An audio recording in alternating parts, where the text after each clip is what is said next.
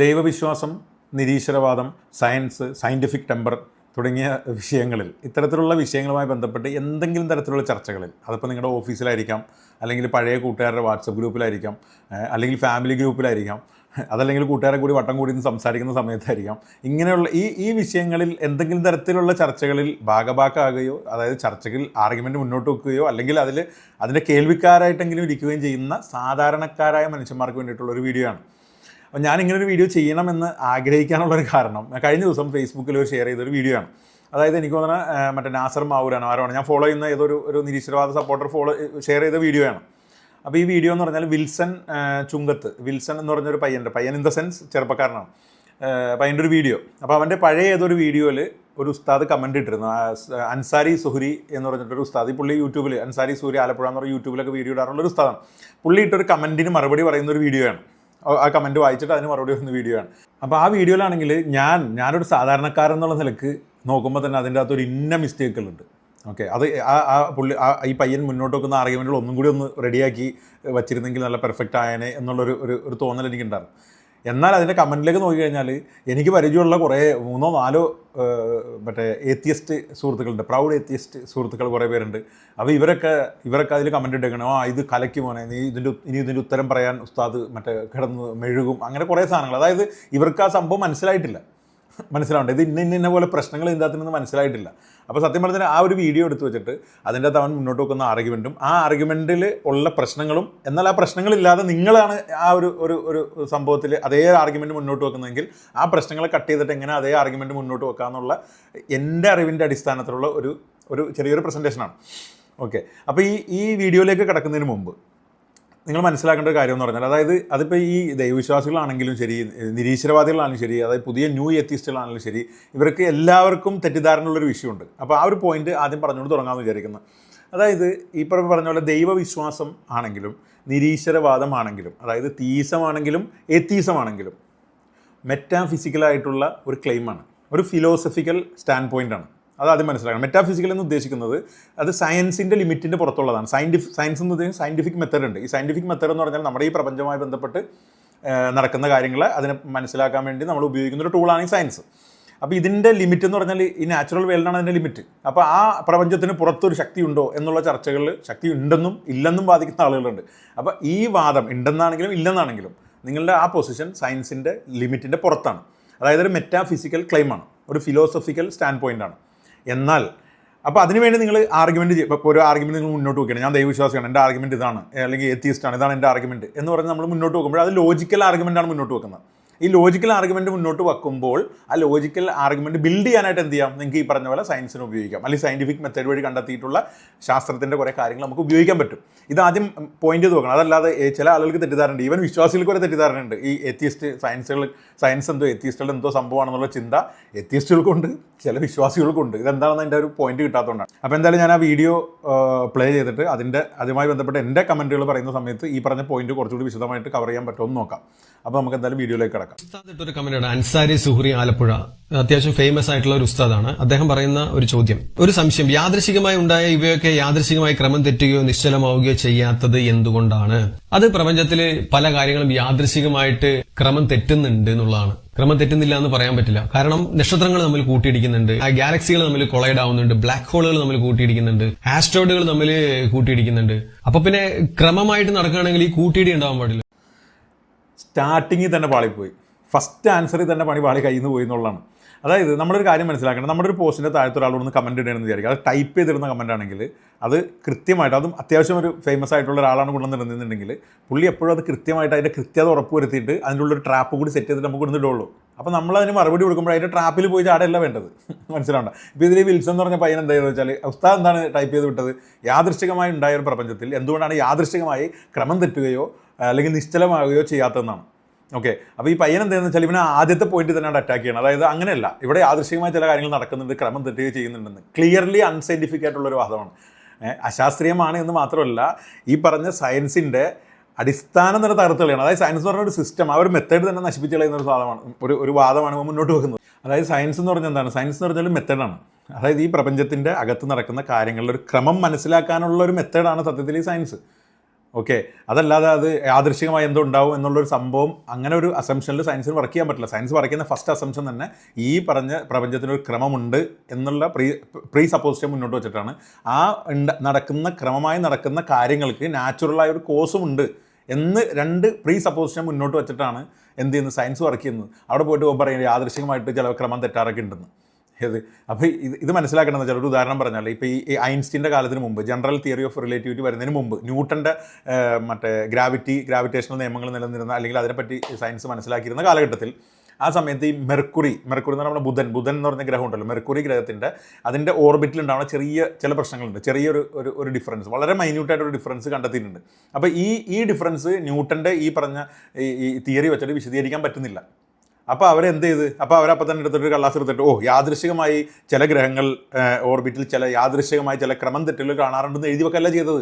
അത് എന്തുകൊണ്ടാണെന്ന് കണ്ടെത്താൻ ശ്രമിക്കുകയാണ് ചെയ്യുന്നത്. അപ്പോൾ അതിന് നമ്മൾ കാണാത്ത വേറെ ഏതെങ്കിലും ഒരു ഉപഗ്രഹം ഉണ്ടായിരിക്കുമോ, അതിൻ്റെ എഫക്റ്റ് ആയിരിക്കുമോ, അങ്ങനെ ചിന്തിക്കുകയും പിന്നീട് അത് ഈ ജനറൽ തിയറി ഓഫ് റിലേറ്റിവിറ്റി വരുമ്പോൾ അതിനെ കൃത്യമായിട്ട് വിശദീകരിക്കാൻ പറ്റുകയും ചെയ്തു.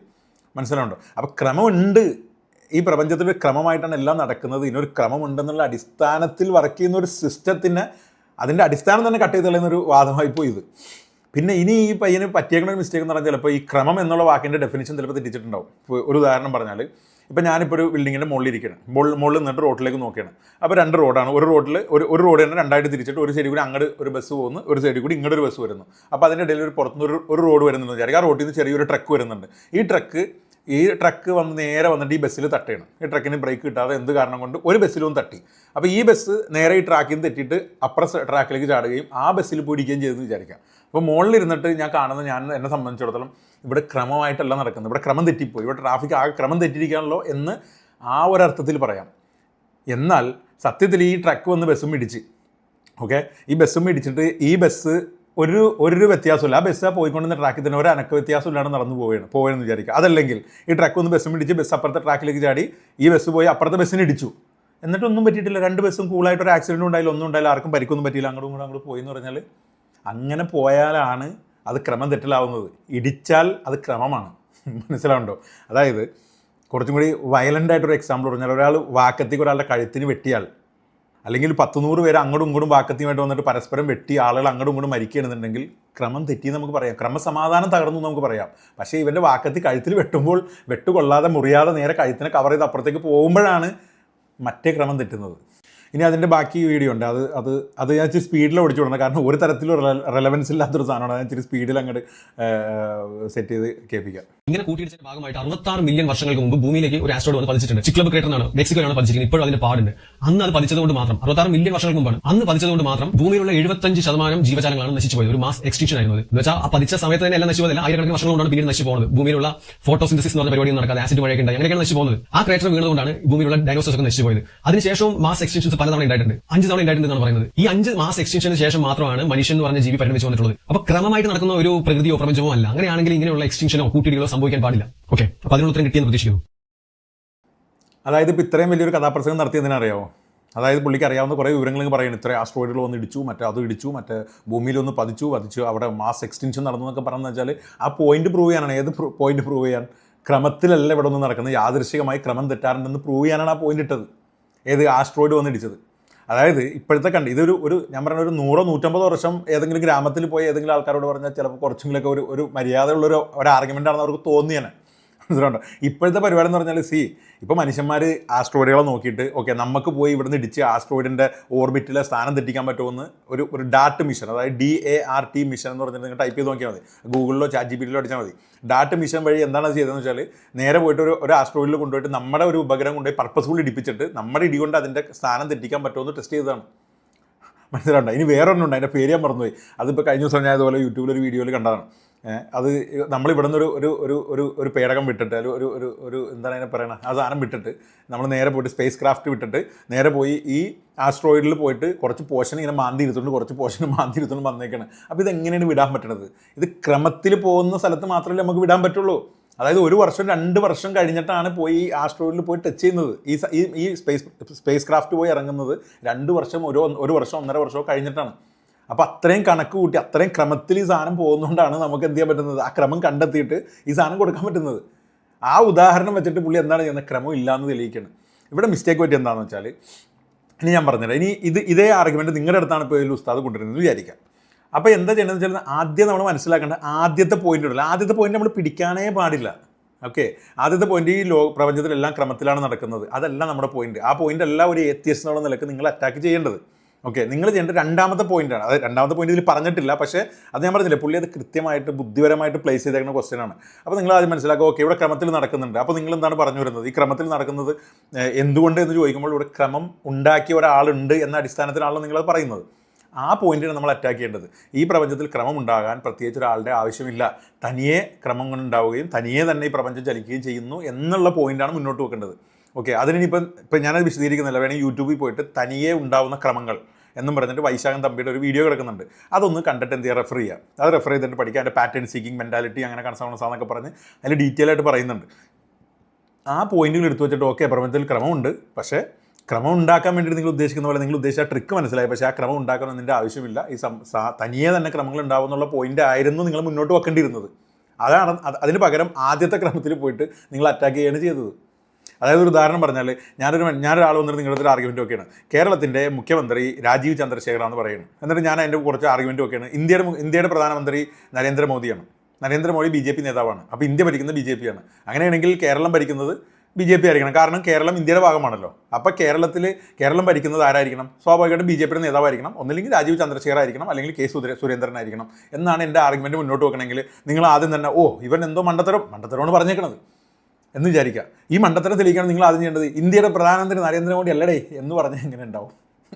ഒരിക്കലും ചെയ്യരുതാത്തൊരു മിസ്റ്റേക്കാണത്. അപ്പോൾ പിന്നെ നിങ്ങൾ വിചാരിക്കും, എന്നാൽ പിന്നെ ഉസ്താദ് പറഞ്ഞ എന്തായാലും തെറ്റി. കാരണം എന്താ വെച്ചാൽ ഉസ്താദ് പറഞ്ഞ തെറ്റി, ഉസ്താദിൻ്റെ ആർഗ്യുമെൻറ്റ് നമുക്ക് കൗണ്ടർ വെക്കാൻ പറ്റും. കാരണം വൈശാഖൻ തമ്പിയുടെ തനിയെ ഉണ്ടാകുന്ന ക്രമങ്ങളെ പറ്റി നമ്മൾ ഡീറ്റെയിൽ ആയിട്ട് പഠിച്ചിട്ട്, അല്ലെങ്കിൽ വേറെ എവിടെയെങ്കിലും പോയിട്ട് തനിയെ ക്രമം ഉണ്ടാകുന്ന കാര്യം പഠിച്ചിട്ട് ആ കൗണ്ടർ ആർഗ്യുമെൻറ്റ് വെച്ചാൽ നമുക്ക് ഉസ്താദിനെ തോപ്പിച്ചു, അല്ലെങ്കിൽ നമ്മുടെ മുമ്പിലേക്ക് ആരാണ് ആർഗ്യുമെൻറ്റ് വെച്ചത് അവനെ തോപ്പിക്കാം, അല്ലെങ്കിൽ അവനെ കൗണ്ടർ വെക്കാമെന്ന് വിചാരിക്കുന്നുണ്ടാവും ചിലർ. പക്ഷെ അങ്ങനെയല്ല, അത്ര സിമ്പിളല്ല ഈ പരിപാടി. കാരണം ഈ ഉസ്താദ് മുന്നോട്ട് ചെയ്യണ ആ പരിപാടി ഉണ്ടല്ലോ, അല്ലെങ്കിൽ ആ ആർഗ്യുമെൻറ്റ് മുന്നോട്ട് വെക്കുന്ന ആൾ മുന്നോട്ട് വെച്ചിരിക്കുന്ന ഒരു ക്ലെയിം സയൻറ്റിഫിക്കലി ബ്രേക്ക് ചെയ്യാൻ പറ്റുന്ന ഒരു ക്ലെയിമല്ല. കാരണം അതൊരു മെറ്റാഫിസിക്കൽ ക്ലെയിമാണ്. ഇവിടെ ഒരു ക്രമമുണ്ടെങ്കിൽ ആ ക്രമത്തിന് മുമ്പിൽ ഒരു ക്രമം സെറ്റ് ചെയ്യുന്ന ഒരാളുണ്ടാവും എന്നുള്ളൊരു ഒരു സൂചനയോടുകൂടിയാണ് ആ ക്വസ്റ്റ്യൻ തന്നെ പ്ലേസ് ചെയ്തിരിക്കുന്നത്. അപ്പോൾ അതിനെ നമ്മൾ സയൻറ്റിഫിക്കലി ബ്രേക്ക് ചെയ്യാൻ പറ്റില്ല, മനസ്സിലാവുണ്ട്? അതൊരു ലോജിക്കൽ ക്ലെയിമാണ്. എന്നാൽ നമുക്കതിന് ലോജിക്കലി എന്ത് ചെയ്യാൻ പറ്റും? ലോജിക്കലി നമുക്കതിനൊരു കൗണ്ടർ ഉണ്ടാക്കാൻ പറ്റും. ആ ലോജിക്കൽ കൗണ്ടർ ചെയ്യാൻ വേണ്ടിയിട്ട് നമുക്ക് എന്ത് ചെയ്യാം? നമുക്ക് സയൻസിന് ഉപയോഗിക്കാനും പറ്റും. അതിന് വേണ്ടിയിട്ട് നമുക്ക് എന്ത് ചെയ്യാം? അത് ഇന്ന പോലെ തനിയെ ഉണ്ടാകുന്ന ക്രമങ്ങൾ ഉണ്ടാവാനുള്ള സാധ്യതയുണ്ട്, ഇന്ന പോലെ പോയിന്റുകൾ ഉണ്ടെന്ന് പറഞ്ഞിട്ട് നമുക്ക് മുന്നോട്ട് പോകാം. അതല്ലാതെ അത് സയൻസ്, ആ പുള്ളി മുന്നോട്ട് വെച്ച വാദം ഏതാണ്ട് ശാസ്ത്രവിരുദ്ധമായൊരു വാദമല്ല. നമ്മൾ മുന്നോട്ട് വെക്കുന്നത് ശാസ്ത്രീയമായി അതിനെ കട്ട് ചെയ്യല്ല ചെയ്യുന്നത്, നമ്മൾ ലോജിക്കലിയാണ് അതിനെ കട്ട് ചെയ്യുന്നത്. മനസ്സിലാവുണ്ടോ? അപ്പോൾ ആദ്യം നമ്മൾ ആ ലിമിറ്റേഷനും നമ്മുടെ പോയിന്റ് എന്താണെന്നും ആ പുള്ളി ഉദ്ദേശിക്കുന്ന പോയിന്റ് എന്താണെന്നും നമ്മൾ കൃത്യമായിട്ട് മനസ്സിലാക്കി ആ രണ്ടാമത്തെ പോയിന്റിനെ, നമുക്ക് അറ്റാക്ക് ചെയ്യേണ്ട പോയിന്റിനാണ് നമ്മൾ കൃത്യമായിട്ട് എന്ത് ചെയ്യേണ്ടത്? അറ്റാക്ക് ചെയ്യേണ്ടത്. ഇതാണ് നമ്മൾ ഏറ്റവും ആദ്യമായിട്ട് മനസ്സിലാക്കേണ്ട ഒരു കാര്യം. ഇനി അതല്ല, നിങ്ങൾക്ക് ഈ പുള്ളി പറഞ്ഞ പോലെ മൈക്രോ ലെവലിൽ ഉള്ള മറ്റേ ക്രമം തെറ്റലിൽ എടുക്കാനാണെന്നുണ്ടെങ്കിൽ വെറുതെ എന്തിനാണ് ആസ്ട്രോയിഡിലേക്കും സ്റ്റാർസ് തമ്മിലുള്ള ഇടിയിലേക്കും ബ്ലാക്ക് ഹോളുകൾ തമ്മിൽ കൂട്ടിയിടിക്കുന്നതിലേക്കൊന്നും പോകേണ്ട കാര്യമില്ല. സിമ്പിളായിട്ട് ഉപയോഗിക്കാമല്ലോ. അതായത് റോട്ടിലൂടെ കാട്ടിലൂടെ നടന്നു പോകുന്ന ആളുകൾ പൊട്ടക്കിണറ്റിൽ തെന്നി വീഴുന്നു, റോട്ടിലൂടെ നടന്നു പോകുന്ന ആളുകൾ തെന്നി വീഴുന്നു, നിലത്ത് വീഴുന്നു, ആളുകൾ ഹാർട്ട് അറ്റാക്ക് ഒന്ന് മരിക്കുന്നു, തെന്നി വീഴുന്നു, തല പോയി അടിക്കുന്നു, അവിടെ മരിക്കുന്നു എന്നൊക്കെ പറഞ്ഞാലും ഈ ക്രമം തെറ്റിന്ന് തെളിയിക്കാം.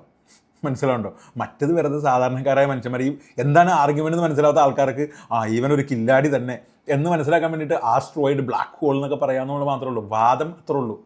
ഒരുത്തൻ പൊട്ടക്കിണറ്റിൽ തെന്നി വീഴുന്നു, ഇവിടെ ക്രമമില്ല എന്ന് പറയുന്ന അവസ്ഥയാണ്. മനസ്സിലാവുണ്ടോ? ഇനി അടുത്തത് നോക്കാം.